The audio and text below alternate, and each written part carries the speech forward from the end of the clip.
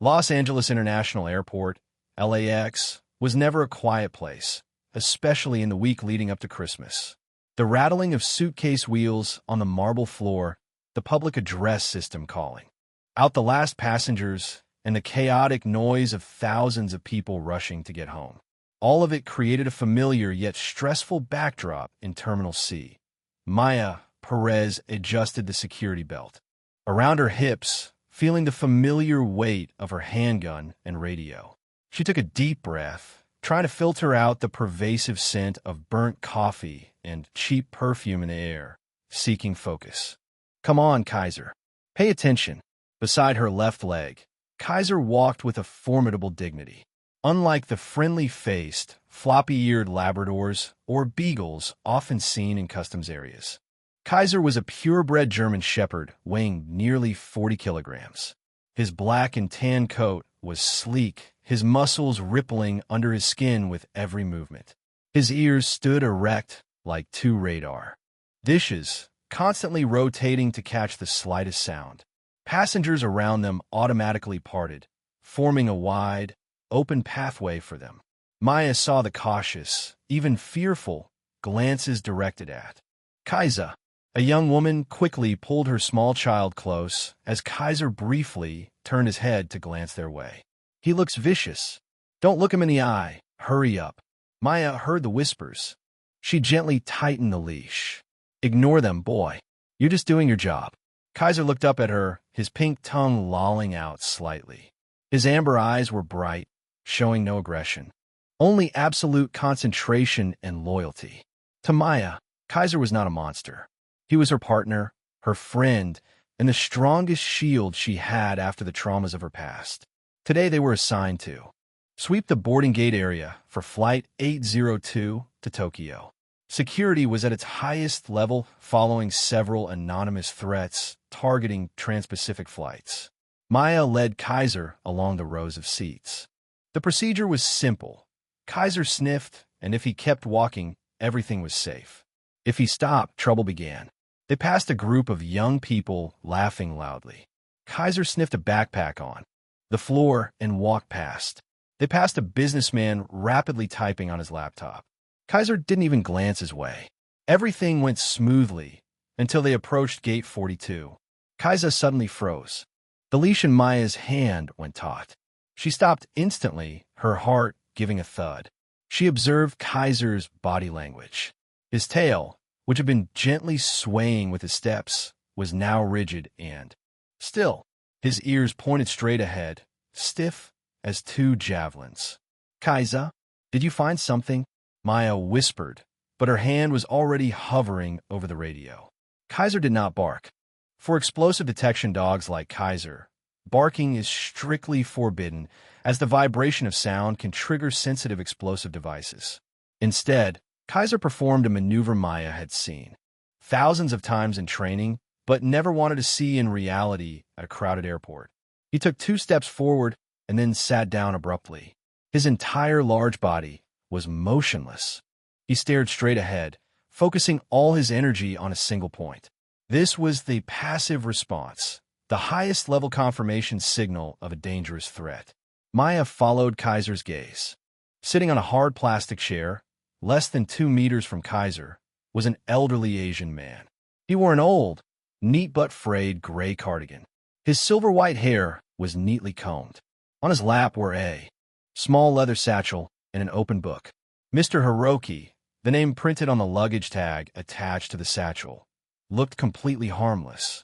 He was engrossed in his book, seemingly unaware of the giant dog sitting a few steps away. Maya swallowed hard. An old man and a book? A mistake? But Kaiser was never wrong. In their 3 years together, Kaiser's nose was legendary. Maya pressed the radio button on her shoulder. "Central, this is K9, Unit 1. I have a positive signal at Gate 42. Subject is male, approximately 70 years old. Kaiser signaled explosives. Request evacuation support and EOD. Team, over. Copy that. K9, Unit 1. Support team is en route. Hold your position." Maya stepped forward, keeping a safe distance, but close enough to control the situation. "Sir, excuse me." I need you to put the book down and stand up slowly. Mr. Hiroki startled, looking up. His eyes widened behind his reading glasses, seeing the German shepherd staring at him as if trying to peer into his soul. Panic flashed across his wrinkled face. What is it, officer? Is my flight starting already? His voice was shaky, his English heavily accented with Japanese intonation. No, sir. This is a random security check. Please cooperate. Put everything down and step towards me, leaving your belongings behind. Mr. Hiroki fumbled, closing his book. His hand trembled so violently that the book nearly fell. He looked at Kaiser, then at Maya, his expression filled with confusion and fear. I haven't done anything. I'm just going home. I know. We just need to check. Please, move now. Just as Mr. Hiroki stood up, the airport's alarm blared. Red flashing lights began spinning on the ceiling. Passengers nearby started screaming and pushing one another to flee the Gate 42 area. Chaos erupted in seconds. Step back. Everyone move back. The security team rushed in, forming a cordon to isolate Mr. Hiroki and the leather satchel. Two large officers escorted the distressed man away, while the bomb disposal team, in their cumbersome protective suits, moved in. Maya pulled Kaiser back, but the dog's eyes remained fixed on the brown satchel. He was still, sitting unwavering in his judgment. The interrogation room number 3 was cold and smelled strongly of disinfectant. Mr. Hiroki sat huddled on the metal chair, his hands clasped together on the tabletop, trembling uncontrollably. Maya stood outside the one-way glass, arms crossed over her chest. Beside her was Miller, her direct supervisor for the shift. Miller was a middle-aged man with a pot-belly and a hot temper who always valued statistics over instinct. Are you absolutely certain, Perez? Miller asked, his voice strained, his eyes glued to the monitor where the technical team was dismantling Mr. Hiroki's satchel. Kaiser sat down, sir. He never sits unless he smells nitrate, C4, or plastic explosives. His reaction was very strong. You better be right. We just delayed 5 international flights. Thousands of people are stranded out there, and Twitter is exploding with news of a terrorist at LAX. If this is a false alarm, your seat and that dog's kennel are going to be shaky. Maya did not reply. She looked down at Kaiser, who was lying obediently at her feet. The dog seemed tired, but his eyes were still wide open and alert. Maya placed her hand on his head, stroking him gently. She trusted Kaiser. She had to trust him. On the screen, the technician had pulled all the items out of the satchel. A few pieces of underwear, an old sweater, a packet of cold medicine, 2 packets of cookies, and a small ebony wooden box, the size of a jewelry box. Check the box, Miller ordered over the radio. The technician carefully opened the lid. Maya held her breath. This was it. It must be. But the inside of the box was empty. No, not completely empty. There was a red velvet lining and a few small, yellowed folded papers. No huellas, no extranjepados, no liquids. A handheld spectroscopic scanner was brought in. The steady beeping sound echoed. Negative. No trace of explosives. The technician's voice came over the speaker, cold and cruel, like a bucket of ice water thrown in Maya's face. Check again. Check the clothes. Check the lining of the satchel. Maya lunged forward, pressing the talk button. Kaiser confirmed the location. Already checked 3 times, Officer Perez. The meter detects nothing. Service dogs can be wrong sometimes. This is a clean bag. Miller turned to look at Maya. His face was red with anger. Are you kidding me? A wooden box? And some old clothes? Sir, Kaiser has never. Don't talk to me about that dog anymore. Miller cut her off, his voice echoing in the small room. Do you know the cost of shutting down a terminal for 45 minutes? Millions of dollars in fuel, personnel, and reputation. We just traumatized a 70-year-old man because your dog smelled ebony wood. Maya felt her face flush. Shame and bewilderment mixed together. She looked into the interrogation room. Mr. Hiroki was still sitting there, tears rolling down his cheeks, his face blank as if his soul had been stripped away. He didn't look like a terrorist who had just escaped conviction. He looked like a man who had just been robbed of his last bit of dignity. Release him. Apologize and arrange the earliest possible flight for him. As for you, Perez. Miller pointed a finger at Maya's face. Write a full report and have your dog recertified immediately. I don't want to see him in this terminal until you have proof he hasn't lost his mind. Miller stomped out of the room, slamming the door shut. The space fell silent. Only the humming of the air conditioner remained. Maya sank into a chair.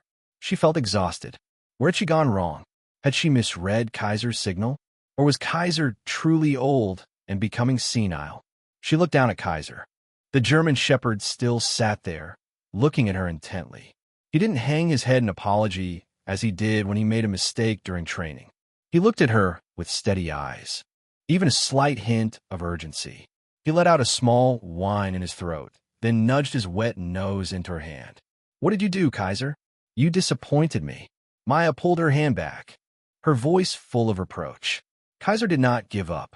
He stood up, circled Maya, and then moved towards the glass looking into the interrogation room, where Mr. Hiroki was trembling as he picked up his belongings to put them back in the satchel. Kaiser began to scratch lightly at the door. Stop!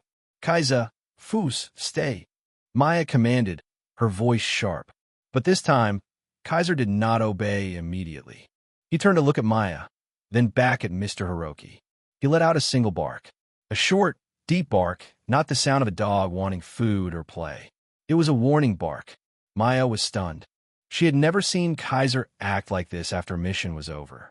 Normally, when he knew there was nothing, he would happily lie down to rest. But now, the fur on the back of his neck was slightly raised. She stepped closer to the dog, intending to clip the leash to his collar and pull him away. But when her hand touched the thick fur on his neck, she felt his muscles tense. He was shaking, not out of fear, but out of an intense, almost frantic compulsion. Inside the room, Mr. Hiroki had finished packing. He stood up, slowly and heavily. He picked up the ebony box, looked at it for a long moment with extreme pain in his eyes, and then tucked it into his jacket pocket instead of putting it in the satchel. As he turned to walk out, Maya saw Kaiser lunge forward. He didn't growl. Aggressively, he let out a strange sound, like the whimper of a hurt child. Maya looked at Mr. Hiroki, then at Kaiser. A cold feeling ran down her spine. Not the fear of a bomb. It was an intuition, telling her that something was profoundly wrong, something that human scanners and security protocols had missed. Kaiser, Maya whispered. What are you trying to tell me? The interrogation room. Door opened. Mr. Hiroki walked out, his eyes red, avoiding Maya's gaze. He shuffled towards the corridor, his small figure heartbreakingly lonely. Kaiser tugged hard on the leash, pulling Maya. Stumbling forward step, he wanted to follow the man. And in that moment, looking at the bent back of the strange man and the unusual urgency of the dog beside her, Maya knew the night couldn't end. Here, she didn't know what Kaiser had smelled, but she was certain of one thing. Her dog was not wrong. He was just seeing a danger she couldn't yet name. Let's go, Maya said softly, not as a command, but as an agreement. She loosened the leash, letting Kaiser lead the way, following the scent of desperation that was slowly dissipating into the chaotic crowd of the airport. Maya led Kaiser out of the bustling security area, heading towards the quieter corridor that led to the business class lounge area. She needed a moment of calm. Both of them did. The whirring of the overhead ventilation fan and the smell of old carpet seemed much more pleasant than the stifling atmosphere of the interrogation room. She stopped next to a vending machine, unscrewed the cap of a water bottle, and poured a small amount into her cupped hand. Drink up, buddy. You gave me a fright. Kaiser bowed his head, slowly licking the cool water. He didn't gulp it down eagerly as he usually did after a stressful shift. When he finished, he looked up, nudging his wet nose into Maya's knee, leaving a small streak of water on her uniform pants. I know. You're never wrong. But Miller doesn't think so. If we don't figure out why you gave the signal, I'll have mountains of paperwork to write up tomorrow. Maya squatted down, meeting the dog's eyes. She looked deep into his amber eyes. There was no confusion or fatigue of old age there. only restlessness. Kaiser kept turning his head toward the end of the corridor, where large glass panels overlooked the dark runway. You're not letting him go, are you? Kaiser gave a small whine in his throat, his ears twitching. Maya sighed, standing up. She was about to lead Kaiser toward the staff break room, but her steps halted. In the distance, near the glass window of the deserted VIP lounge, she saw a familiar figure. It was Mr. Hiroki. He wasn't heading toward his boarding gate. He stood there, alone among the empty rows of seats, staring intently out into the night where planes were taking off and landing like giant fireflies. The yellowish light from the tarmac illuminated his face, etching deeper lines of sorrow onto his features. Maya squinted. Mr. Hiroki was holding something. He pulled the ebony wooden box from his jacket pocket. His trembling hand opened the lid, taking out a small metal object. He held it close to his eyes, examining it, and then pressed it tightly against his chest. It wasn't jewelry. Under the neon light, the object reflected a dull, old gray color. Two flat, rectangular pieces of metal clanked against each other, creating a very small noise that only Kaiser's sensitive ears could hear clearly from this distance. A dog tag. Maya froze. That style, the wear on the metal, the rusty beaded chain, it was the type of dog tag worn by the U.S. military from the 1950s. The Korean War era. Why was an elderly Japanese man carrying this object and cherishing it like a treasure?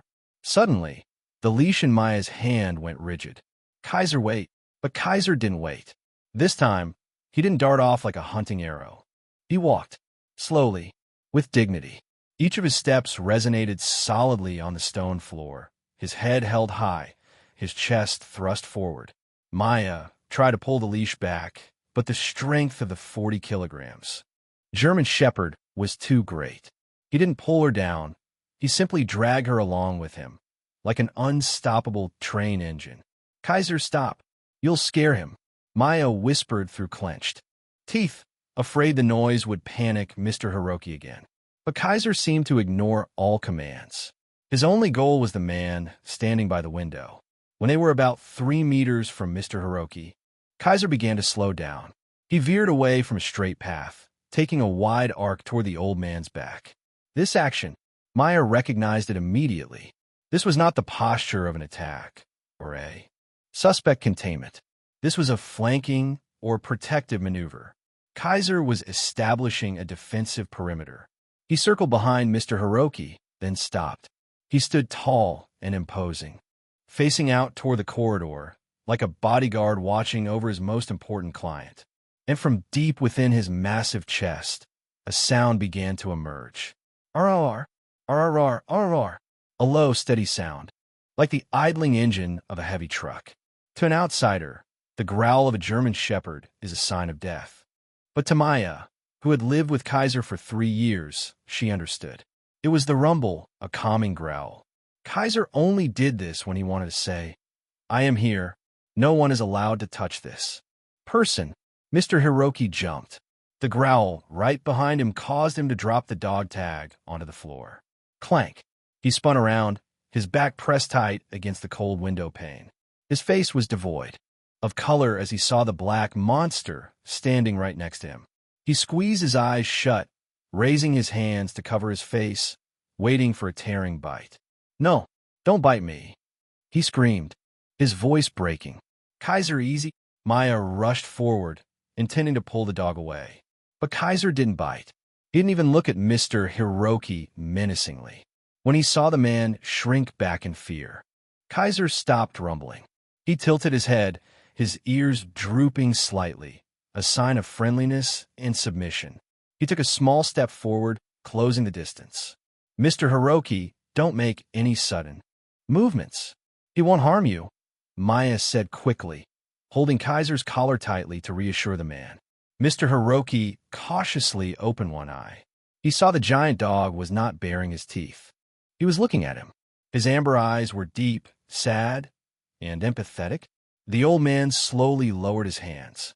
His breathing was rapid, his chest heaving as if it would burst. He looked down at his feet, with a dog tag lay exposed. Then he looked up at Kaiser. You, He whispered, his voice caught his throat. Why are you looking at me like that? Kaiser lowered his head. He pressed his cold, wet nose against Mr. Hiroki's hanging hand. He took a deep breath, then exhaled a long, warm breath onto the old man's thin, cold fingers. That touch was like an electric switch. Mr. Hiroki's trembling shifted from fear to a different, more intense emotional state. His legs gave way. He sank onto the cold terminal floor, right in front of the dog. He knows. Officer. He knows. Mr. Hiroki looked up at Maya, tears streaming from his wrinkled eyes down his cheeks. He knows what I was trying to do. Maya frowned, not grasping his meaning. He knows what, sir? Mr. Hiroki didn't answer Maya. He raised a trembling hand, timidly touching the thick fur on Kaiser's cheek. The dog did not retreat. He closed his eyes, nudging his head harder into the man's palm, as if wanting to share the invisible burden he was carrying. You're so much like him. These eyes, this stubbornness. Mr. Hiroki sobbed, his cry erupting into full-blown weeping. He wrapped his arms around Kaiser's massive neck, burying his face in the dog's fur, crying like a lost child. I am sorry. I'm so tired. I just want to see him again. Maya stood frozen. The scene before her was both strange and heartbreaking. A complete stranger, in the middle of an American airport, was hugging her service dog tightly and pouring out his sorrow. And Kaiser, the unit's most famously aloof dog, sat still as a statue, accepting the embrace, allowing the stranger's tears to soak his fur. But then, Maya's gaze fell upon the dog tag on the floor. She bent down to pick it up. The metal was cold. The embossed inscription was faded by time, but she could still read the name. CPL Hiroki, Kenji USMC, K9 Unimarine Corps. K9 unit. Maya looked back at Mr. Hiroki, who was still clutching Kaiser. A piece of the puzzle clicked in her mind. His son. This was his son's dog tag. But there was something, a smell. As she held the dog tag closer to her face, Maya caught a very faint, yet pungent odor. Not the smell of rusty metal. Not perfume either. It was the smell of bitter almonds. Maya's heart skipped a beat. She knew this smell. In biohazard training sessions, the scent of bitter almonds was often associated with one thing, a potent poison. Cyanide. She looked down at Mr. Hiroki's hands stroking Kaiser, then at the ebony wooden box he had tucked back into his pocket. He wasn't carrying a bomb. He wasn't planning to hurt anyone else. Mr. Hiroki, Maya's voice became urgent, but she tried to remain calm. This dog tag, what did you put on it? The old man looked up, his red eyes meeting Maya's, then Kaiser's. A sad, desperate smile appeared on his lips. It is my ticket, officer. A one-way ticket to see Kenji. Kaiser suddenly stood up. He broke free from Mr. Hiroki's embrace, barked loudly, and backed up to block the exit of the glass door, preventing Mr. Hiroki from moving. Maya looked at Kaiser, then at the old man. Now she understood why Kaiser had alerted. He hadn't smelled explosives. He had smelled death, neatly tucked into this man's jacket pocket. And he had broken every rule to keep him here. Don't move, Maya spoke in her radio, her voice trembling but firm. Central, I need emergency medical support at the VIP area. Suspected cyanide. Poisoning. And bring the antidote. Immediately. Mr. Hiroki, drop it. Right now. Maya's scream tore through the quiet atmosphere of the VIP corridor. She could no longer maintain her professional calm. The faint scent of bitter almonds in the air now felt like the smell of death hovering at her nostrils. Mr. Hiroki jumped, his hand clutching the poison-laced dog tag tightening. Further, he looked at Maya with utmost panic, then down at Kaiser blocking his way. Don't come near me. You don't understand. No one understands. He stepped back once, twice, and then suddenly turned and ran. Desperation seemed to give strength to his old legs. He bolted straight toward the end of the corridor, where an emergency exit door led to the service stairwell outside the tarmac. Kaiser, stop him. Maya unclipped the leash, letting the dog dart away. Kaiser shot like a black arrow across the polished floor. His claws scraped the floor, creating a sharp, screeching sound. In just a few seconds, he caught up to Mr. Hiroki. But the old man had already scrambled up the first iron steps of the fire escape. He climbed higher, more than 2 meters above the ground, still clutching the poison dog tag. Kaiser couldn't climb the vertical ladder that fast. He leaped up, barking furiously into the empty space. But Mr. Hiroki continued to climb, heading toward the door above that was ajar, leading out to the cold night. Seeing he couldn't reach the man, Kaiser did something that stunned Maya. He stopped jumping in vain. He turned back, charging straight into the large emergency exit door on the ground floor with all his body weight. Crash! The safety latch was violently struck and sprang open. Wail! Wail! Wail! The airport's emergency alarm shrieked, deafeningly loud. Red flashing lights spun, bathing the entire corridor in a blood-like color. The entire terminal seemed to awaken in a state of panic. Midway up the iron staircase, Mr. Hiroki froze. The alarm's sound disoriented him. He clung tightly to the railing, looking down. And right then, Kaiser howled. He didn't bark to threaten. He lifted his head to the ceiling, emitting a long, mournful, and sorrowful sound. The howl pierced the shrieking alarm, cutting through the thick glass, separating them from the runway. It wasn't a call to the pack. It was a cry. Mr. Hiroki looked down. Under the flickering red light, he saw the German shepherd looking at him. The dog no longer looked like a vicious predator. His eyes were moist, staring at him as if pleading. The old man trembled, his whole body leaning against the cold railing. Are you crying for me? Kaiser whimpered, pawing at the ground with his front feet, his tail tucked between his legs. He stepped closer to the foot of the stairs, looking up at the man, his gaze fixed on the tear-stained, aged face.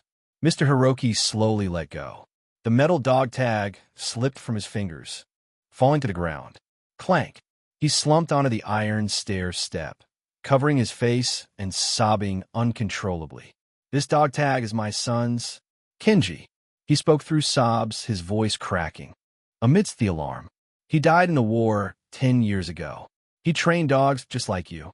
I have no reason to live anymore. I just wanted to go home, to a place where I could die peacefully. Kaiser, why did you find me? Maya had run to the scene.